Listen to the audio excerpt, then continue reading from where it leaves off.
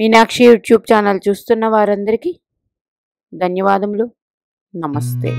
చాలా వీడియోలు చేసి పెడుతూ ఉన్నాను. మరి నచ్చినట్లయితే లైక్ చేయండి, షేర్ చేయండి, సబ్స్క్రైబ్ చేయండి. ముందుగా శ్రీ రామనవమి శుభాకాంక్షలు. భారతదేశంలో అత్యంత వైభవంగా, అందంగా, మనోహరంగా మరి రాముల వారి కళ్యాణం ఆ సీతమ్మతో జరిపిస్తారు.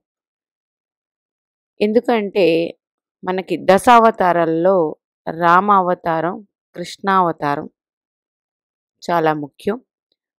ఈ శ్రీరామచంద్రమూర్తి మానవులు ఎలా జీవించాలో అన్నది ఆయన మానవ అవతారం ఎత్తి మనకి చూపించారు. అంత విశిష్టత రామ అవతారానికి ఉంది. మరి ఈ శ్రీరామ నవమి ప్రతి ఒక్కరూ అండి, మన తెలుగు రాష్ట్రాలలో అయితే అత్యంత వైభవంగా జరుపుకుంటారు. అది ఇంట్లో, మళ్ళీ ఆలయాలకు వెళ్ళి, ఇప్పుడు చైత్రమాసం మొదలైందంటేనే మనకి ఎండలు ఎక్కువ అవుతాయి. అట్లాంటిది ఆ రాముల వారి గురించి ఎంతో ఆనందంగా మరి అభిజిత్ లగ్నంలో శ్రీరాముల వారి కళ్యాణం జరుగుతుంది. అంటే ఏంటి? మిట్ట మధ్యాహ్నం. ఎండ అనేది ప్రతిరోజు ఎండ ఎండ ఎండ ఎండ అనుకుంటాం, కానీ ఈ రామనవమి రోజు అట్లాంటిది ఏమి ఉండదండి. చాలా ఆనందంగా శ్రీరామ నవమి జరుపుకుంటాం. ఆ కళ్యాణాన్ని తిలకిస్తాం, ఆ భద్రాచల రాముణ్ణి తిలకిస్తాం. మరి ఈరోజు వీడియోలోకి వెళ్తే ఈ వీడియో మిస్ అవ్వకండి. ఇలా గ్రహాలు ఉంటే మీ జాతకం అదృష్ట జాతకమే. ఎందుకు? ప్రతి ఒక్కరికి జన్మజాతక చక్రంలో లగ్నభావం అనేది చాలా ముఖ్యం. ఎందుకంటే మన జన్మజాతక చక్రం వేయగానే ఫస్ట్ ఈరోజు ఈ మనిషి, ఈ వ్యక్తి ఏ లగ్నంలో జన్మించారు, ఏ నక్షత్రంలో జన్మించారు, ఆ నక్షత్రం ఏ రాశిలో ఉంది. అంటే ఒక్కొక్క నక్షత్రం ద్విపాద నక్షత్రాలు ఉంటాయి, అంటే 2 రాసుల్లో వస్తూ ఉంటాయి. అందుకని రాశి, నక్షత్రం, లగ్నం చూస్తారు. ఈ 3 ఆధారంగానే వారి జీవితం ఆధారపడి ఉంటుంది, గ్రహాలు ఎక్కడెక్కడ ఎట్లా ఉన్నా సరే. అయితే ఇప్పుడు చెప్పేది ఏంటంటే ముఖ్యంగా లగ్నం అంటే తనుభావం. అంటే లగ్నం అంటే మనమే, మన శరీరం మనమే. బాహ్యంగా ఏమి కనిపిస్తుందో మనకి ఒక్క మనిషికి అది లగ్నమే. మరి అంచేత లగ్నం ఏదైనా కానీ, అంటే మేషరాశి నుండి మీనరాశి వరకు ఏ లగ్నమైనా కానీ లగ్నాధిపతి చాలా ముఖ్యమైన వారు. అంటే మేష లగ్నం అనుకోండి కుజుడు, వృషభ లగ్నం అయితే శుక్రగ్రహం, మిథున లగ్నం అయితే బుధగ్రహం, కర్కాటక లగ్నం అయితే చంద్రగ్రహం, సింహ లగ్నం అయితే రవిగ్రహం, కన్యా లగ్నం అయితే బుధగ్రహం, తుల అయితే శుక్రగ్రహం, వృశ్చిక లగ్నం అయితే కుజగ్రహం, ధనస్సు లగ్నం అయితే గురుగ్రహం, మకర లగ్నం అయితే శని భగవానుడు, కుంభలగ్నం అయితే శని భగవానుడు, మీన లగ్నం అయితే గురుగ్రహం. ఇట్లాగా లగ్నాధిపతి ఉంటారు మనకి. ఎందుకంటే 9 గ్రహాలు, 12 రాసులు, 27 నక్షత్రాలు. 9 గ్రహాలలో 7 గ్రహాలకి మాత్రమే రాసులు ఉన్నాయి. రాహుకేతువులకి రాసులు లేవు, అందరికీ తెలిసిందే. ఆ గ్రహాలు ఛాయాగ్రహాలు. మరి ఆ కథ కూడా అందరికీ తెలిసిందే, రాహుగ్రహం గురించి, కేతుగ్రహం గురించి. రాహుగ్రహం, కేతుగ్రహం అంటే అది ఒక్కరే. మరి కానీ ఆ తల అనేది విష్ణుమూర్తి చక్రానికి ఇది అవ్వడం వల్ల 2 భాగాలు అయిపోయింది. అది అందరికీ తెలిసిన విషయమే. ఇప్పుడు వీడియోలోకి వెళితే మీరు వీడియో మొత్తం చివరి వరకు వినండి. మంచి వీడియో. లగ్నాధిపతితో ఏదైనా గ్రహం మీ జన్మజాతక చక్రంలో కలిసి ఉంటే అది అదృష్ట జాతకమే. ఎందుకండి? మనకి 12 భావాలలో అన్ని భావాలు మనకి లగ్నం బట్టి అన్ని భావాలు మంచి ఉండవు. అంటే లగ్నాధిపతి శుభుడు అంటారు, పంచమాధిపతి శుభుడు అంటారు, భాగ్యాధిపతి శుభుడు అంటారు. ఇంకా కేంద్రాలు శుభులే. అయితే కేంద్రాలకి శుభాధిపత్యం వస్తే అక్కడ మంచి కొంత ఇబ్బందులు, కేంద్ర స్థానాలకి పాపాధిపత్యం వస్తే శుభులు. ఇట్లాగా మనకి జాతక చక్రం చూసుకుంటాం. మరి తృతీయ, షష్ఠ, అష్టమ వ్యయభావాలు, లాభభావం అన్నది ఆయా గ్రహాల స్థితి బట్టి, ఆయా గ్రహాల బట్టి మంచి చెడు అన్నీ చెప్పుకుంటూ ఉంటాం.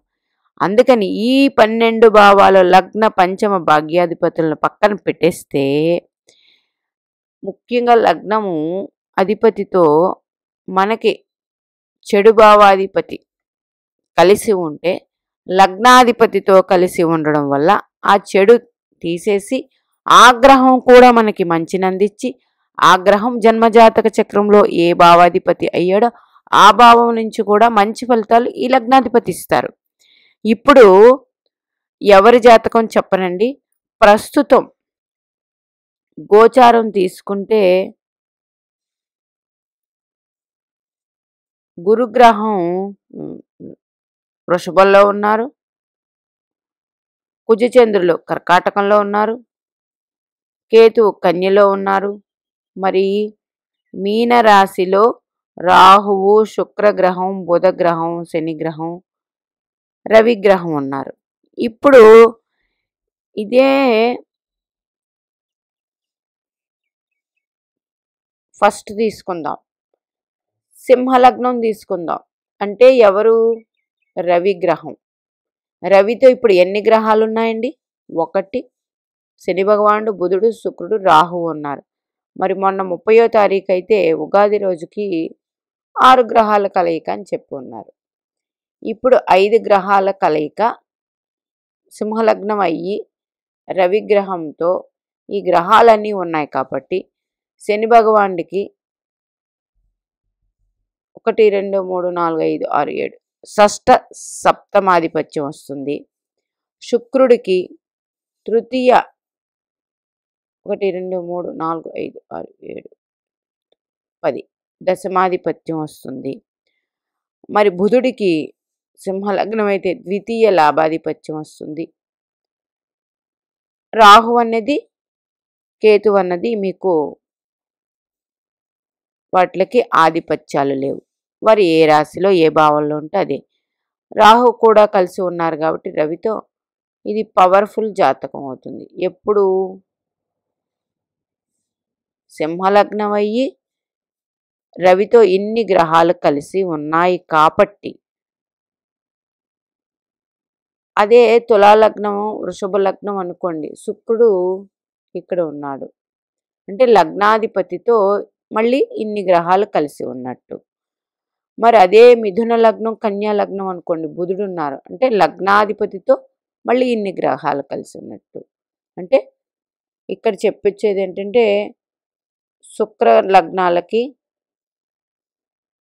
శుక్రలగ్నం, బుధ లగ్నం, సింహలగ్నం, రవి లగ్నం, వీరికి లగ్నాధిపతితో ఇట్లా చూసుకుంటే ఇన్ని గ్రహాలు కలిసి ఉన్నాయి. శుక్రగ్రహం అనుకోండి, లగ్నాధిపతితో లగ్నకారకుడు రవి కలిసి ఉన్నట్టు అనమాట. మిథున లగ్నం, కన్యా లగ్నం అనుకోండి, బుధుడితో రవి కలిసి ఉన్నట్టు లగ్నకారకుడు. ఇది కూడా పవర్ఫుల్ జాతకమే. అట్లాగే లగ్నాధిపతితో రాహు కలిసి ఉంటే చాలా పవర్ఫుల్ జాతకం అండి. లగ్నాధిపతితో కేతు కలిసి ఉంటే ఆధ్యాత్మికంగా పైకి వెళ్తారు. ఇది కదా. ఇప్పుడు కుజచంద్రులు కూడా కలిసి ఉన్నారు. ఎక్కడ? కర్కాటకంలో. అప్పుడు ఏ లగ్నం అవ్వాలి? కర్కాటక లగ్నం అవ్వాలి. ఉండడం వల్ల ఇది కూడా మంచి జాతకం. వృశ్చిక లగ్నం అయినా, మేష లగ్నం అయినా కుజుడే అధిపతి. ఇప్పుడు కుజుడితో ఎవరున్నారు? చంద్రుడు ఉన్నాడు. లగ్నాధిపతితో చంద్రగ్రహం. మరి కుజుడు నీచపడ్డారు కదండి, ఇబ్బందులు ఉంటాయా? ఒక కుజుడు ఉంటే ఇబ్బంది. ఇక్కడ ఎవరున్నారు? ఆ రాస్యాధిపతి అయిన చంద్రుడు ఉన్నాడు. అంటే రాస్యాధిపతితో లగ్నాధిపతి కలిసి ఉండడం వల్ల ఇది ఒక యోగం. ఇది కూడా మంచిదే. ఇప్పుడు ఎవరైనా జన్మిస్తే ఈ చంద్రుడు ఇక్కడున్న 2.5 రోజులు ఇది లగ్నాధిపతితో గ్రహాలు కలిసి ఉంటే అవి పాపస్థానాలకి ఆ గ్రహానికి ఆధిపత్యం వస్తే ఆ పాపత్వం పోయి శుభత్వాన్ని ఈ లగ్నాధిపతి ఇస్తాడు. ఇదనమాట. అదే లగ్నాధిపతితో రవి కలిసి ఉంటే మీ జన్మజాతక చక్రంలో మీ లగ్నాధిపతితో రవి గ్రహం ప్లస్ రవి భగవానుడు అంటే రవి ఎందుకు ముఖ్యంగా లగ్న కారకుడు ఆయన అంటే కారకుడితో లగ్నాధిపతి కలిసి ఉంటే వెరీ పవర్ఫుల్ జాతకం ఇది. ఇలాంటి వాళ్ళు ఇలా జన్మిస్తే వీళ్ళు ఎవరి మాట వినరు, వారి మాట వారిదే. ఇది కాకపోతే ఏదైనా ఏ గ్రహం అయితే కలిసిందో ఆ గ్రహం మీ జన్మ లగ్నానికి శుభత్వం లేకపోతే లగ్నాధిపతితో కలిసి ఉండడం వల్ల శుభుడైపోతాడు. మరి ఇప్పుడు ఈ కాలపురుష కుండల చక్రం ఇందుకే తీసుకున్నాను. రవితో ఇన్ని గ్రహాలు కలిసి ఉన్నాయి. ఇక్కడే బుధుడు, ఇక్కడ శుక్ర బుధులు ప్రస్తుతం వక్రించి ఉన్నారు అన్నది పక్కన పెట్టేయండి. లగ్నాధిపతితో ఏ ఏ గ్రహాలు కలిసి ఉన్నాయి అది అంటే శుక్ర లగ్నాలు, బుధ లగ్నాలు 2 లగ్నాలు వస్తాయి. ఇంకా మకర లగ్నం, కుంభ లగ్నంలో జన్మిస్తే లగ్నాధిపతితో శని భగవానుడు కూడా ఉన్నాడు కాబట్టి ఇన్ని గ్రహాలు కలిసి ఉన్నాయి.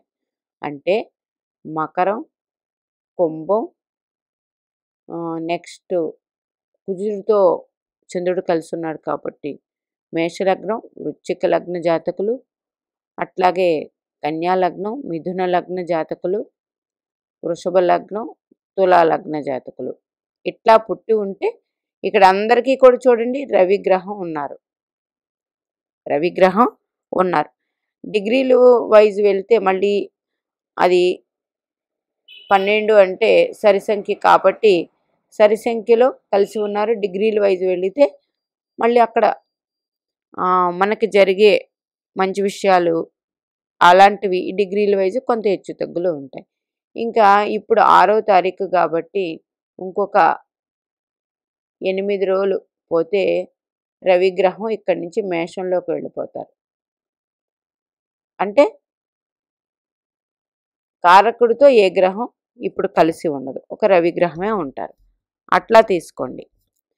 అందుచేత మీ జన్మజాతక చక్రంలో కానీ మీ పిల్లవాళ్ళ జన్మజాతక చక్రంలో కానీ లగ్నాధిపతితో ఏదైనా గ్రహం కలిసి ఉందా చూడండి. ఉంటే ఆ గ్రహం నుండి మంచి ఫలితాలు అందుకుంటాయి. అట్లాగే లగ్నాధిపతి కూడా ఏదైనా గ్రహాన్ని చూస్తూ ఉంటే ఆ గ్రహం కూడా శుభత్వం పొందుతుంది. ఆ గ్రహం కూడా మంచి ఫలితాలు ఇస్తుంది. ఎందుకు? లగ్నాధిపతి అవ్వడం వల్ల. ఒక్క లగ్నానికే ఇంత ఎందుకండి? లగ్నం అంటే మనమే. మరి ఏదైనా ఒకటో నెంబరే కదా మిగతా నెంబర్ల కన్నా. అందుచేత లగ్నాధిపతి చాలా ముఖ్యమైన వాడు. లగ్నాధిపతి పవర్ కలిగి కూడా ఉంటాడు. ఏదైనా మనం సాధించాలంటే మనకి ఎవరు సాధిస్తారండి? మనమే కదా. అందుకని లగ్నం అంత ఇంపార్టెంట్. అందుకే జన్మజాతక చక్రం చూసినప్పుడు ఫస్ట్ లగ్నాధిపతి ఎలా ఉన్నారు, 2 పంచమ భాగ్యాధిపతులు ఎలా ఉన్నారు, ఈ 3 గ్రహాలు అంటే 3 భావాలకి ఆధిపత్యం వచ్చిన వారిని చూసి నక్షత్రాధిపతి ఎలా ఉన్నారు. రాస్యాధిపతి ముఖ్యుడే, నక్షత్రాధిపతి అట్లా ఉన్నాడు. అంటే మన జన్మజాతక చక్రంలో మనం ఏదో ఒక నక్షత్రంలో పుడతాం కదా, ఆ నక్షత్రాధిపతికి జన్మజాతక చక్రంలో శుభత్వం వచ్చిందనుకోండి, అది వెరీ పవర్ఫుల్ జాతకం. ఇట్లాగా జాతకం చెప్పుకుంటూ వెళ్ళిపోతే చాలా విషయాలు ఉంటాయి. ఇంకా పోతే మర్చిపోకండి, ప్రతి ఒక్కరూ లగ్నం బలం కలిగి ఉండాలంటే ఒకవేళ లగ్నాధిపతి నీచ పొందిన లగ్నాధిపతి ఎవరైనా పాపగ్రహాలు చూస్తూ ఉన్నా అంటే లగ్నాధిపతి ఏ గ్రహం చూస్తుందో ఆ గ్రహం పరస్పర వీక్షణ ఉంటే మంచిది. లేనప్పుడు లగ్నాధిపతిని పాపాధిపత్యం వచ్చిన గ్రహాలు కానీ పాపగ్రహాలు కానీ చూస్తూ ఉన్నప్పుడు పరిహారం ఏంటంటే ప్రతి ఆదివారం రామచంద్రుడి పూజ చేసుకోవాలి.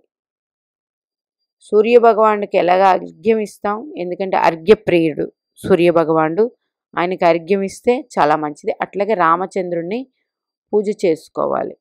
ఎప్పుడు చేయాలి? ఆదివారం. మరి ఆదివారం అనేటప్పటికి అందరూ బద్దకిస్తారు. కానీ లగ్న బలం లేదు, మనకు ఆరోగ్యం లేదు, మనం సరిగ్గా ఆలోచించలేకపోతున్నాం, సరిగ్గా ఎవరితోనే మాట్లాడలేకపోతున్నాం. ఇట్లాంటివన్నీ ఉన్నవారు రామచంద్రుడిని పూజించండి. లగ్న బలం ఆటోమేటిక్గా పెరుగుతుంది. ఎందుకు అంటే దశావతారాల్లో మనకి ఎన్ని గ్రహాలు ఉన్నాయి అన్ని గ్రహాలకి ఒక్కొక్క గ్రహానికి ఒక్కొక్క అధిదేవత ఉంది. అప్పుడు రాముడికి రవి గ్రహానికి అధిష్టాన దేవత రాముడు. అందుకని శ్రీరామచంద్రుడిని పూజిస్తే ఆటోమేటిక్గా లగ్న బలం పెరుగుతుందండి. లగ్న బలం పెరగడం వల్ల జీవితంలో అన్నీ సాధించవచ్చు. మరి ఒక్కసారి శ్రీరామనవమి శుభాకాంక్షలు. అందరూ కూడా ఈ శ్రీరామనవమి అత్యంత వైభవంగా జరుపుకోవాలి ఈ విశ్వావసునామ సంవత్సరంలో. అందరికీ ఆ శ్రీరామచంద్రుని ఆశీస్సులు ఉండాలని. ఎందుకు అంటే రవిగ్రహం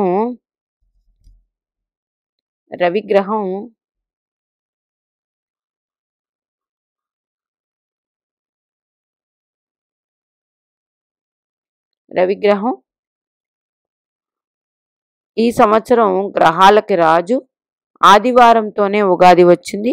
రవిగ్రహానికి బలం ఉంది. ఈ బలం ఉన్నప్పుడు మనం ప్రతి సంవత్సరం చేసుకుంటాం రామచంద్రుని పూజ. మిస్ అయితే ఒకవేళ ఏ కారణం చేతైనా మీరు ఎక్కడ ఉన్నా ఆ రామచంద్రుని స్మరించుకోండి. లేదా ఒకమారు ప్రతి ఊర్లో నాకు తెలిసి రామాలయం ఉంటుంది. ప్రతి ఊర్లో ఈరోజు కళ్యాణం చేస్తారు.